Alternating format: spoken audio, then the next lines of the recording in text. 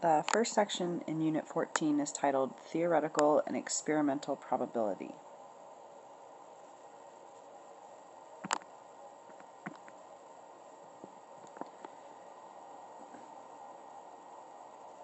Today we're going to talk about independent and dependent events, probabilities, and just kind of familiarizing ourselves with what a probability is. So first we have two definitions, so make sure you write these down. So first is the outcomes, and those are the results of an event. And a simple event is simply one outcome or a series of outcomes.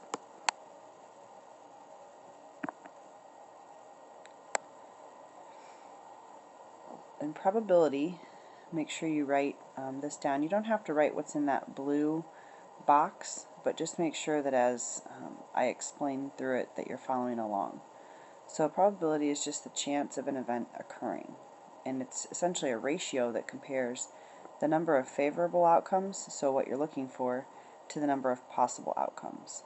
We use a capital P to indicate probability, and typically, and then in parentheses we put what the event is or the outcome is we're looking for.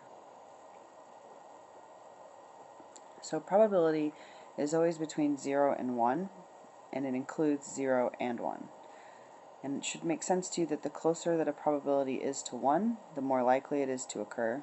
The closer the probability is to 0, the less likely it is to occur. When you're at 50% or a half, 0.5, that means it's just as likely to not happen as it is to happen.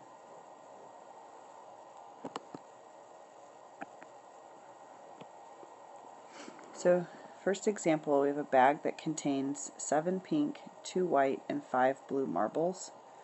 A marble is selected without looking, so find the probability that the marble is pink. So when we write the ratio, we want the probability that it's pink. So you want the number of favorable outcomes, or essentially the number of pink marbles, 7 over the number of possible marbles. So that's the total, 7, 2, and 5. So 7 plus 2 is 9. 9 plus 5 is 14. So we have 7 over 14, 1/2. You can write it as 1/2. You can write it as 0.5. Or you can write it as 50%.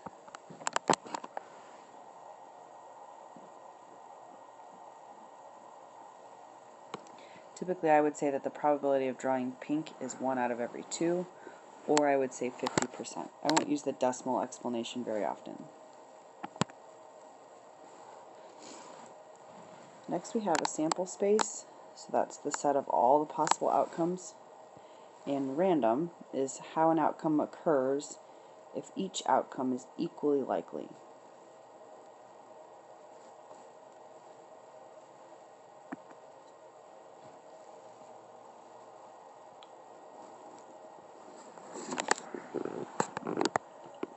So in example 2 we have that a die is rolled and a coin is tossed. Find the probability that you roll an even number and flip a heads. So here we're talking about two different things, and on the die, rolling 1 through 6 is equally likely, and with a coin, flipping heads or tails is equally likely. So what we first need to do here, and sometimes this is easiest, is write out all the possible outcomes. So we could roll a 1, a 2, a 3, 4, 5, or 6, and get heads with each one of those.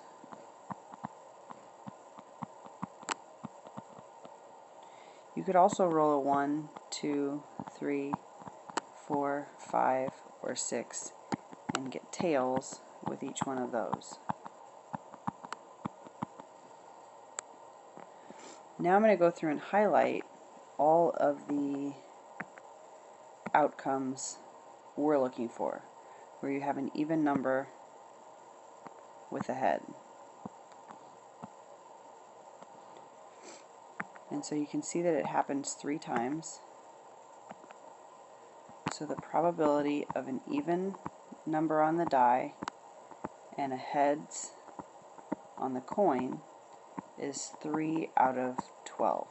As you can see, there are 12 possibilities. That reduces to 1/4 or 25%.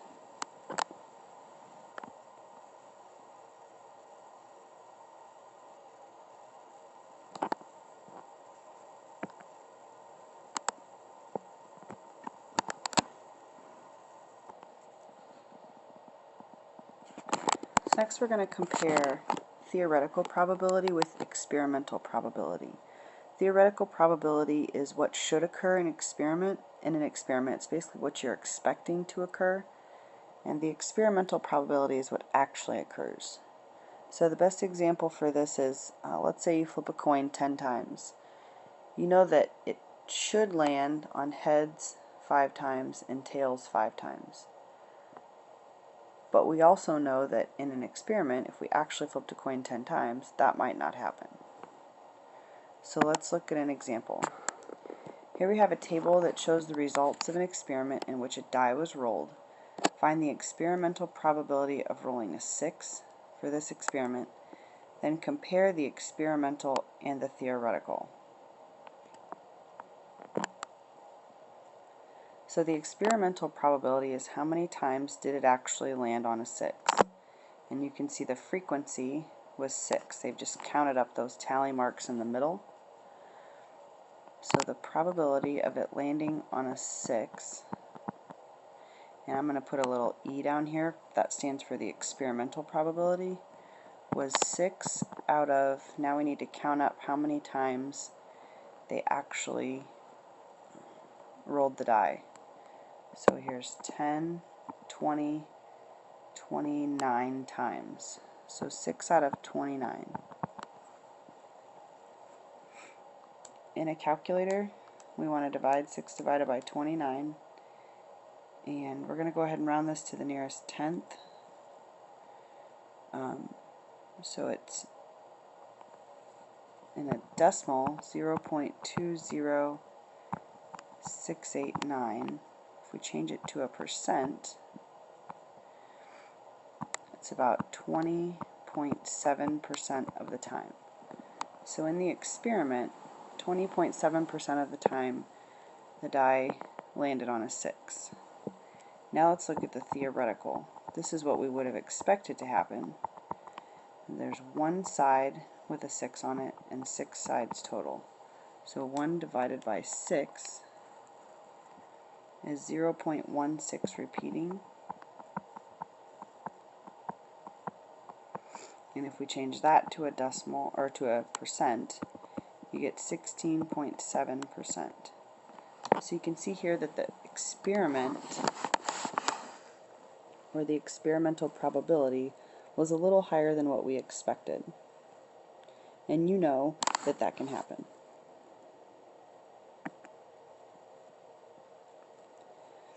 Now we're going to look at an example where we're going to take a small sample and apply it to a larger group. So we have a graph that shows the results of a survey that asked 100 teens what they would be doing if they were not online. So we're going to use these statistics to determine if there was a similar group of 450 teens, how many state they would listen to music. So out of 100 teens, you can see 26%, so 26 out of 100 said they would listen to music.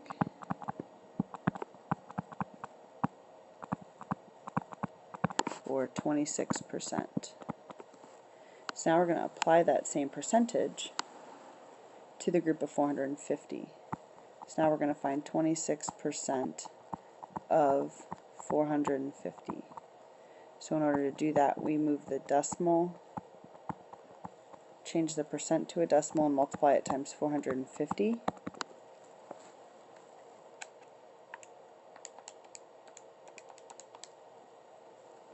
So that's 117.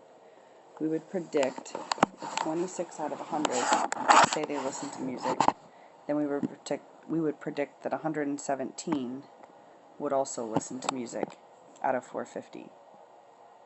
So a good example of this would be, you could take a poll of just our class. You could ask anything, and then apply those results to maybe the entire school. So this is what we call using a small sample to predict about a larger group. And when we return, we will do worksheet 14.1. This is not something I need you to do today for homework. We'll work on it the next time we come to class.